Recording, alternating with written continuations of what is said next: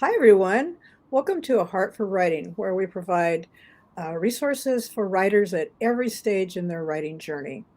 And make sure you stay until the end because I've got a great offer for a free course that I'm offering. But before that, I want to talk to our guest. And our guest today is Todd Sturgell. And let me kind of put this little thing up here. Okay, so I'm going to tell you about Todd. Todd is, I'm removing my little thing there.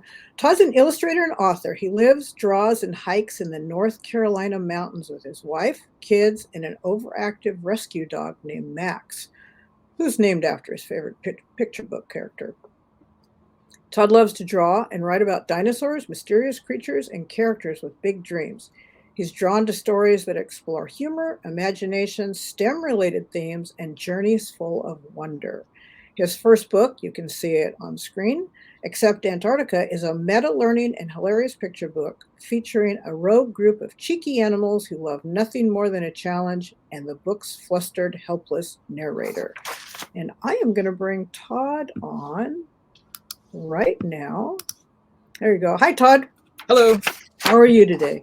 I'm well. How are you doing? I'm doing great. Now, I should add a small disclaimer. I've known Todd for what, 5 years now, I think. Yeah, I believe so. Yeah, if you've watched any of my other chats with authors, I have a critique group with two ladies, and then I also am a critique group with Todd and two other ladies. I'm the West Coaster, they're all East Coasters. But we've made it work for the last 5 years. So, anyway, and I've seen Todd during his process. So, I thought he would be an amazing person to interview because um, I know what he's gone through, but I want to hear him talk about it and share with everyone that's watching. So, Todd, first of all, when did you first discover you had a heart for writing? Um, hmm. I would say like I've always been interested in writing for since I was a kid, and I used to love writing stories when I was in elementary school. Um, but it probably was about 8 years ago when I actually let it grow to more than just an idea. That I actually let it be something more than just this thing in the back of my mind and take over my heart. Actually, Mhm. is when I really started to get serious about it. And so, illustrating came first for you. Yes, I'm a doodler from way back, which I think part of that is my ADD and just drawing stuff in the margins to keep my brain occupied, so I could listen to other things. Mhm. So I've always loved to draw. I am a designer by trade, and so I've always used that artistic ability to draw and illustrate. Before books, it was for advertising and posters and things like that. So, Way back when you doodled, did you ever see yourself as a picture book author? um, hmm. It's hard. I want to say yes, um, but I Or think it maybe was an kind of one of illustrator those. instead of an author, but I I, mean, yeah. I think it was one of those things where, like, well, I think I'd like to do that one day. But there's a lot of things that I thought I'd like to do one day that I didn't actually decide, what, I'm going to really do that. So Uh-huh. it's hard to say, if all of that happened at once, 8 years ago or so, or if Mhm. it just has slowly, one of those things that just never left and just kept pestering and pestering until I finally let it rise to the forefront. Well, I know one of the things you absolutely love is dinosaurs. I do. I love dinosaurs. And where did that love come from? Oh gosh. Boy, it's hard to remember exactly. It kind of came along with the drawing since I love to draw. What better things to draw than dinosaurs?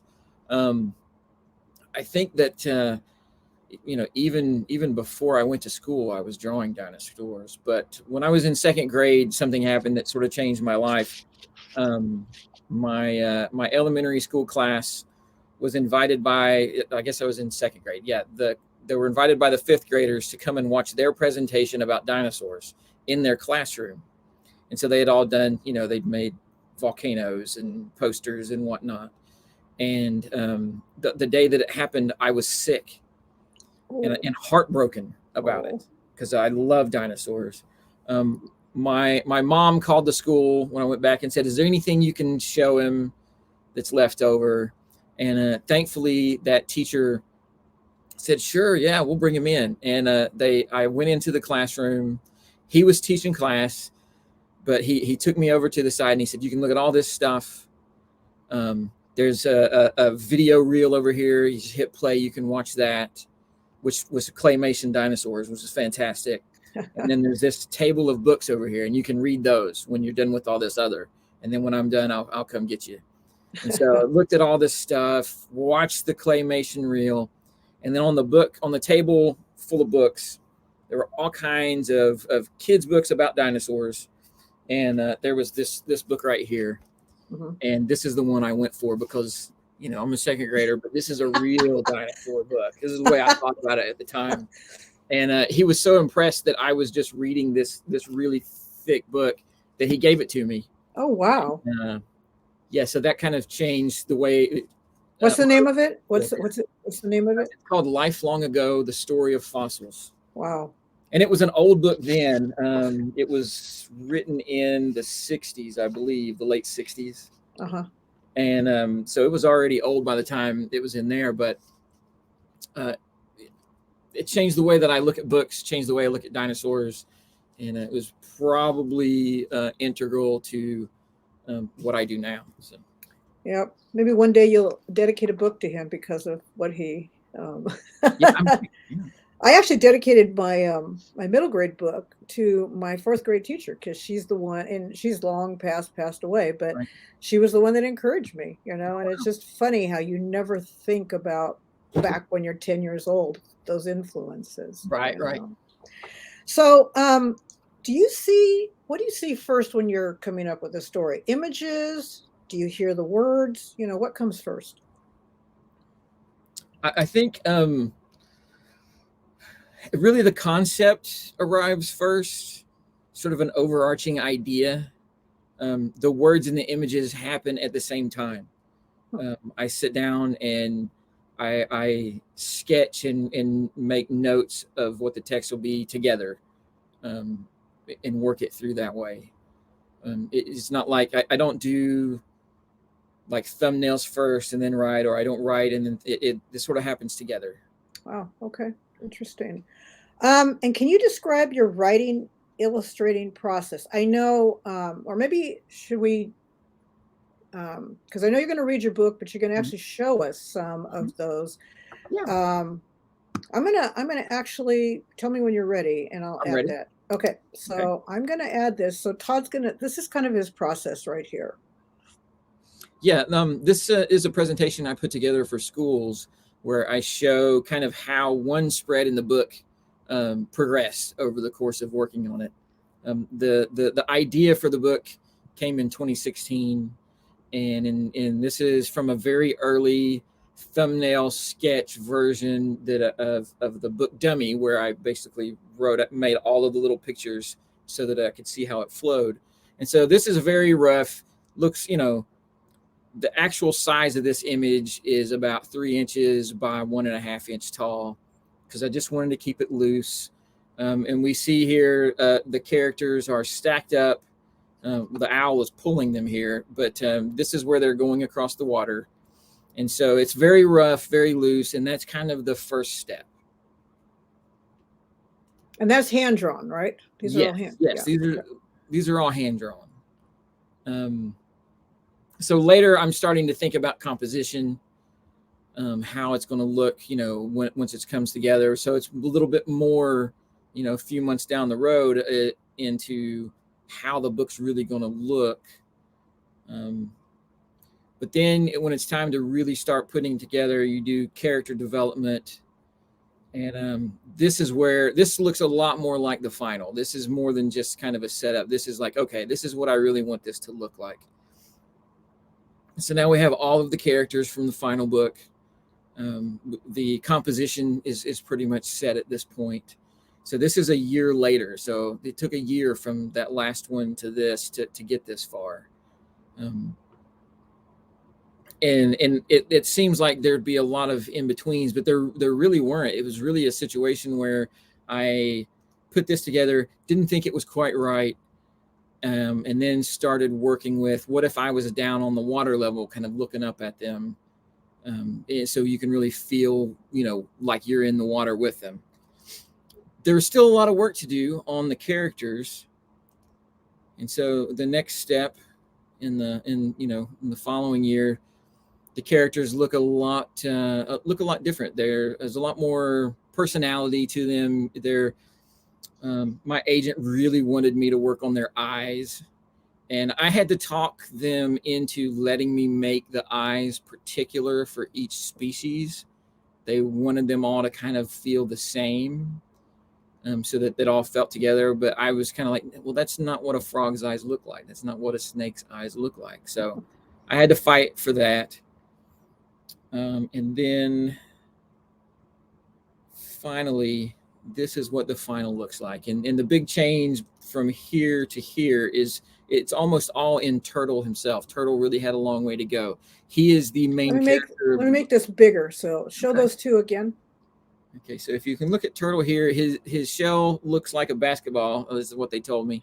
And his face is very flat. They really wanted me to work on that and make it more interesting and more expressive. And so this is the next step here. And this is what he looks like in the actual book. So. Wow, that's awesome. All right, so I'm going to remove that. That's great. Because a lot of people don't see that. They only see the finished product. They just see the baked cake. They don't see all the ingredients that go with it. Mm-hmm. So from start to finish, that was a couple of years at least.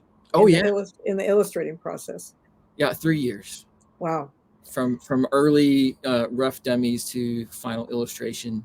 All of my line work is done by hand, and my color is done on the computer. Wow.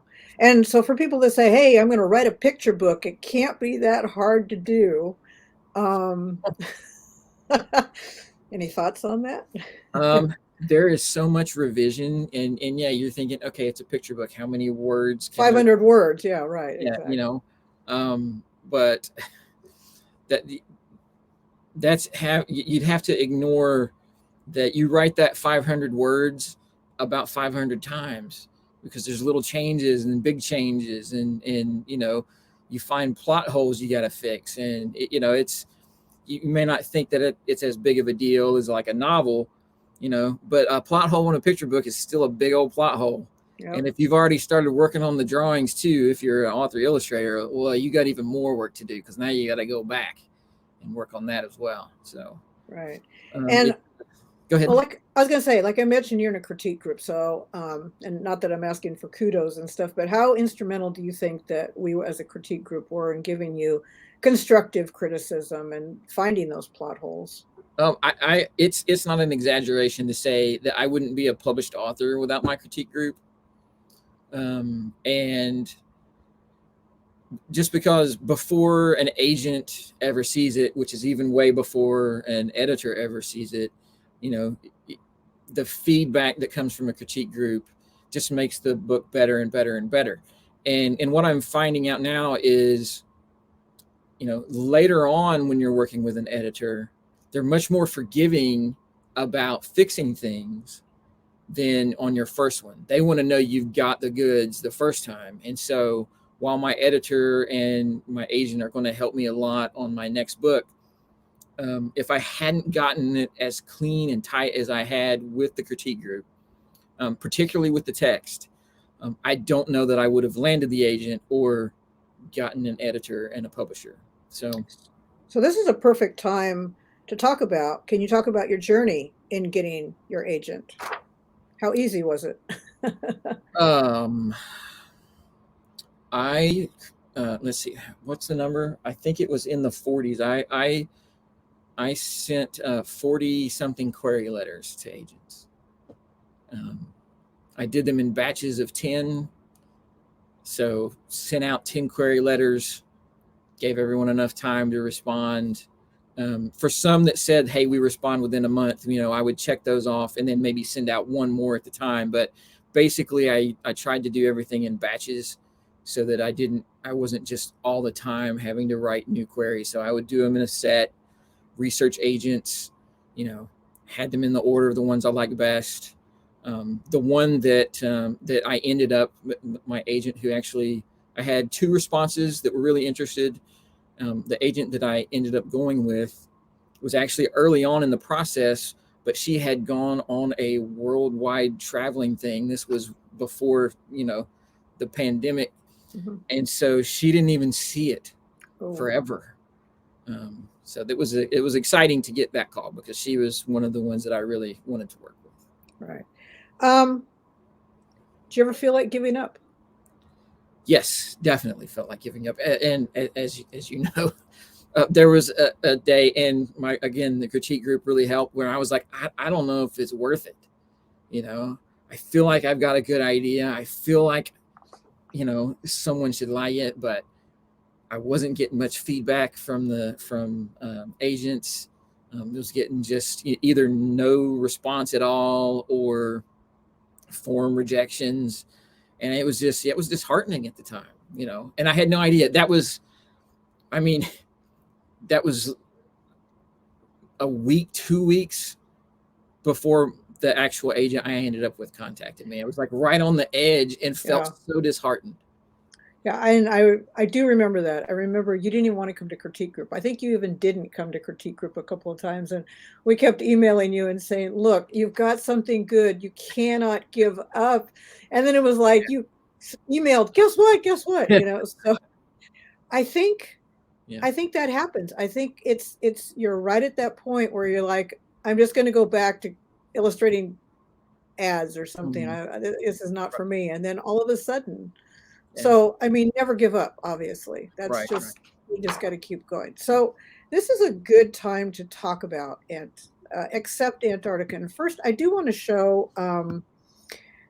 Well, let's have you read. Todd can't read the whole book. I'm going to add this back. So tell me when you're ready. Okay. Ready? So he can't read the whole book to us just because of some contractual agreements, but he's going to read part of it. And anyway, I'm gonna hand it over to you. Okay. All right. Turtles are found on every continent except Antarctica, and we see turtle here says, "We'll see about that." This is a turtle. Hello there. Turtles are found on every continent except Antarctica. We'll see about that. They are cold-blooded and cannot survive in the cold, harsh. Hey, where are you going? Antarctica. You can't go to Antarctica. Get back to your page this instant. Bye. Let's forget the turtle and move on. Oh, look, here's an owl. Owls are found on every continent except Antarctica. Hello there, owl. This is a book of animal facts. Here's a fact. Owls don't like to be disturbed by animal facts. Owls rarely pay attention to turtles. Want to come with me to Antarctica? Why, yes, since I'm already awake, I'll join you. Those two will never make it. On to the next animal fact. Dung beetles are found on every continent except Antarctica. Hey, wait, where's the dung beetle? He's with us. Why would a dung beetle travel to Antarctica with a turtle and an owl? 2 words, penguin poo. Oh, this book is not going as planned. Here we have a snake, a mouse, and a bee. Guess what? They're found on every continent except Antarctica, and it will stay that way. Snakes are known to break the rules. We mice are natural explorers. You can't stop me. Oh, you've got to be kidding me. Frogs are found on every continent except Antarctica. This one won't be distracted by a wandering group of rogue animals. Ignore them, frog. Oh, look, new friends. A turtle, owl, dung beetle, snake, mouse, bee, and frog would never travel together on an expedition to the frozen continent, and they certainly couldn't cross an ocean to get there. No boat, no Antarctica. Now, can we please get back to normal? I've got this. Well, this is ridiculous. All right, that's about as far as I can go. Okay, so let me take this off. And I'm sitting here, I've heard it 100 times. I'm laughing.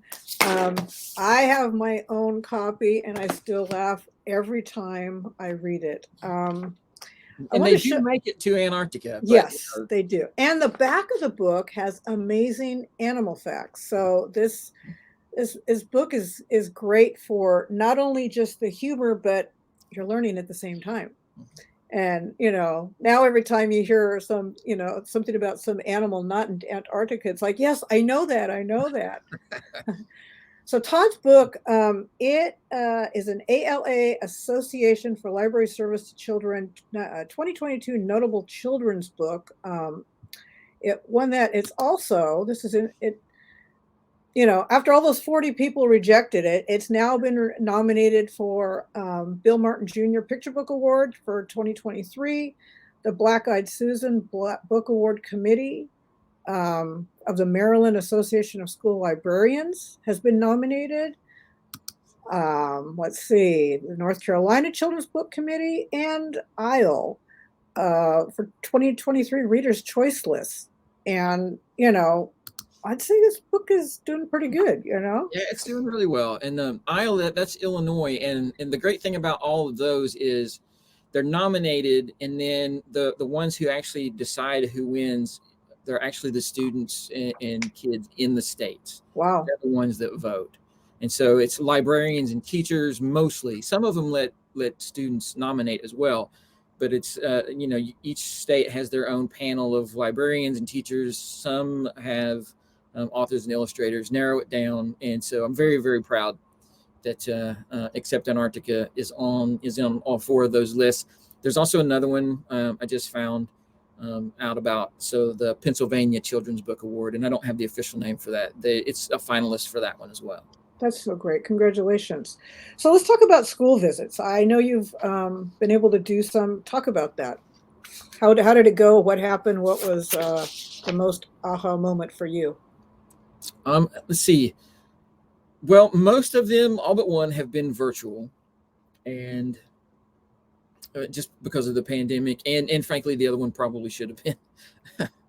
But that was for my local school. I did that one live. And there is really nothing quite like getting in front of a large group of kids, even if it's only virtual. You can still, usually at least see them at the beginning, if not during the presentation, to really remind you of why you do this, why you write, is your audience. And so even if it's not for children's books, no matter what it is, if you can get in front of an audience of people that have enjoyed your book, it really, really just hits home that it's more than just writing a story and hoping people will read it. You're actually connecting with people. You're making people excited about reading, about books, and even about writing. So yeah, I really can't.